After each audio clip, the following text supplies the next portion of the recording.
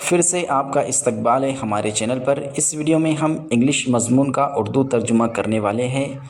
یہ ویڈیو ہمارا دا auto biography of a bird یعنی ایک پرندے کی خود نوشت سوانح عمری، اس پر پارٹ 2 ہے، یعنی ہم پارٹ 1 ویڈیو بنا چکے ہیں۔ اگر آپ وہ ویڈیو دیکھنا چاہتے ہیں تو اس کا لنک میں نے نیچے ڈسکرپشن میں دے دیا ہوں، اور آئی بٹن پر بھی میں اس کو ڈال دوں گا۔ تو چلیے شروع کرتے ہیں۔ I was born in this forest. I was مطلب میں ہوا، بورن یعنی پیدا، ان دس فوریسٹ مطلب اس جنگل میں۔ تو پورا مطلب یہ ہوا میں اس جنگل میں پیدا ہوا۔ آئی اسٹل لیو مطلب میں اب بھی رہتا ہوں۔ آئی یعنی میں، اسٹل یعنی اب بھی، لیو یعنی رہنا، میں اب بھی رہتا ہوں۔ ان دا سیم نیسٹ اسی گھونسلے میں۔ انی مطلب میں، سیم یعنی اسی، نیسٹ یعنی گھونسلہ۔ ان دا سیم نیسٹ یعنی اسی گھونسلے میں، ویئر جہاں، آئی واز بورن مطلب میں پیدا ہوا، جہاں میں پیدا ہوا۔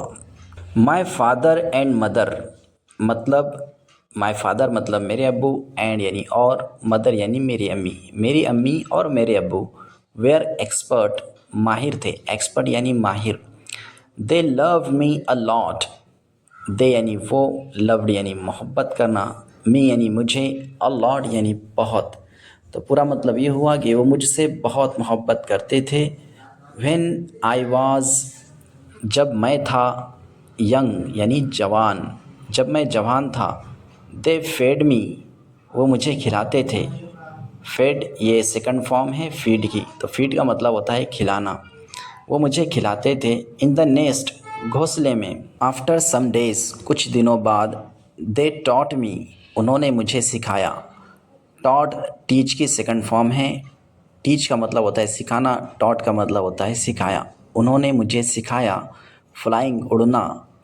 آئی لائکڈ ٹو فلائی میں اڑنا پسند کرتا تھا، فلائی یعنی اڑنا۔ اوور لانگ ڈسٹنس لمبے فاصلے تک، ڈسٹنس یعنی فاصلہ، لانگ یعنی لمبا، لمبے فاصلے تک۔ ود دیم ان کے ساتھ۔ تو پورا جملہ اس طرح ہوا کہ میں ان کے ساتھ لمبے فاصلے تک اڑنا پسند کرتا تھا۔ تو یہ ویڈیو ہمارا یہیں پر ختم ہوتا ہے۔